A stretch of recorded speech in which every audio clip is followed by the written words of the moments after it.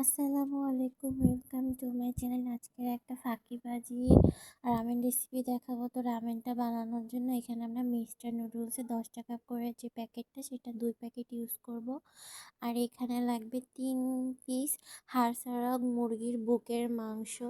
তো এইখানে মাংসের ভিতরে দিয়ে দিব জিরা, রসুন, আর হলো একটা কাঁচা ঝাল যে পেস্ট করে নিয়েছি সেটা 1.5 চামচ পরিমাণ দিব। এখানে দেব 1/2 চামচ পরিমাণ হলুদের গুঁড়া, 1/2 চামচ পরিমাণ ঝালের গুঁড়া। ঝালটা আপনাদের টেস্ট অনুযায়ী দিবেন।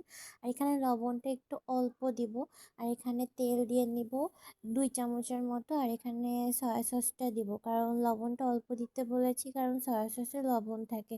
এটা ভালো করে মিশিয়ে নিয়ে সাইড করে রেখে কড়াইতে তেল দিয়ে দেব। তেল দিয়ে যখন এটা প্রিহিট হয়ে যাবে তখন আমরা এর মধ্যে মাংসটা দিয়ে দিব।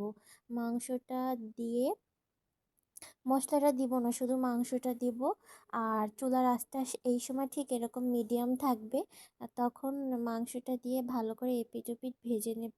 আর এখানে দেখুন মশলাটা কিন্তু সব দিইনি, মশলাটা আমি রেখে দিয়েছি, জাস্ট মাংসটা দিয়েছি।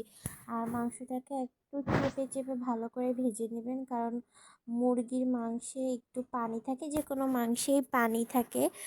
আর আমরা যেহেতু এখানে পানি ইউজ করব না, তেলে ভাজবো, যার কারণে এটা হালকা চেপে চেপে এর ভিতর থেকে পানিটা বের করে নিয়ে মাংসটা ভেজে নিতে হবে। যখন হালকা ভাজা হয়ে যাবে তখন ওই মশলাটা দিয়ে দিব, সম্পূর্ণ মশলাটা মাংসের উপরে দিয়ে দিব। দিয়ে ভালো করে এটাকে ভেজে নেব, একদম লাল লাল করে ভেজে নেব যতক্ষণ।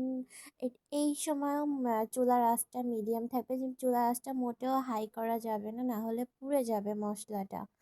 যার কারণে এরকম ভেজে নেব একদম। যখন ঠিক এরকম কালারটা হয়ে যাবে তখন আমরা মাংসটা উঠিয়ে নেব, শুধু মাংসটা উঠিয়ে নেব, মশলাটা উঠানো যাবে না।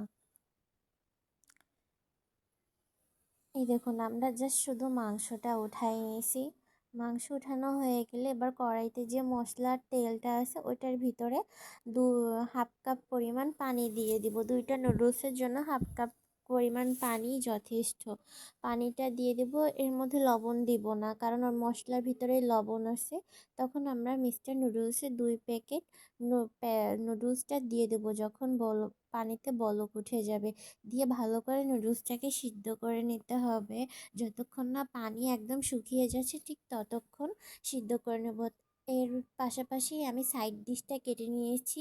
সাইড ডিশ বলতে আমি এখানে মুরগির মাংসটা আর একটা ডিম বয়েল করে নিয়েছি। যখন পানিটা এরকম নুডলসে শুকিয়ে গিয়েছে তখন এর মধ্যে আমি মিস্টার নুডলসের যে মশলাটা আছে সেটা 2 প্যাকেটই দিয়ে দিয়েছি, কারণ তখন যদি আমরা লবণ দিতাম তাহলে এটা আরও লবণ বেশি হয়ে যেত, কারণ মশলার প্যাকেটেই লবণ থাকে। আর এখানে 2টা আমি টমেটো সসের প্যাকেট ইউজ করেছি। টমেটো সসটা অবশ্যই দিতে হবে, টমেটো সসটা দিলে এটার টেস্ট আরও বেড়ে যাবে।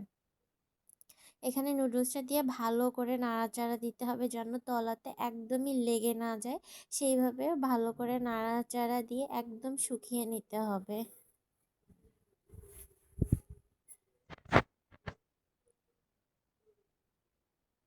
এই দেখুন যখন আমার নুডলসের কালারটা ঠিক এরকম হয়ে যাবে তখন আমি নুডলসটা উঠিয়ে নেব।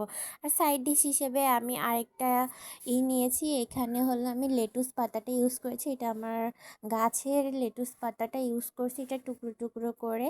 তো নুডলসটা একটা বোলে ঢেলে নিয়ে এখানে লেটুস পাতা দিয়েছি, ডিম দিয়েছি, আর হলো মাংসটা দিয়ে দিয়েছি।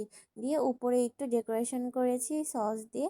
দেখুন আমার নুডলসটা দেখতে ঠিক যেরকম হয়েছে খেতে ঠিক ততটাই মজা হয়েছে। আমি এখানে ঝাল অল্প দিয়েছি, দেখে মনে হচ্ছে অনেক ঝাল, বাট ঝালটা কিন্তু খুবই অল্প পরিমাণে।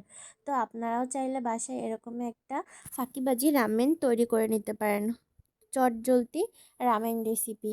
তো এই পর্যন্তই আমার ভিডিওটা। আল্লাহ হাফেজ।